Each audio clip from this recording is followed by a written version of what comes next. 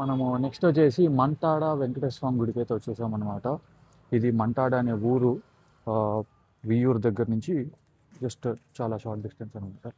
ఇక్కడ కళ్యాణ వెంకటేశ్వర స్వామి గుడి అయితే ఉంది. ఇది చాలా ప్రసిద్ధి గుడి అని చెప్పారు. మనము లోపలికి వెళ్ళి స్వామివారిని అయితే దర్శనం చేసుకున్నాం. ఇది గుడి ప్రెమిసెస్ చూస్తే క్వైట్గా ఉంది. మంటాడ అనే విలేజ్ అనమాట. ఇది విలేజ్లో ఉన్న గుడి.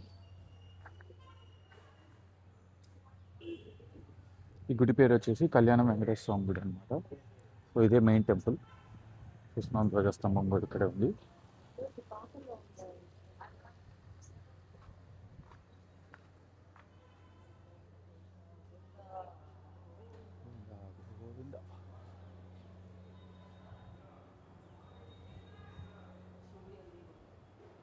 ఇప్పుడే స్వామివారి దర్శనం అయితే అయిపోయింది అనమాట. మనకి ఇదే ప్రెమిసెస్లో 2 గుళ్ళు అయితే ఉన్నాయి.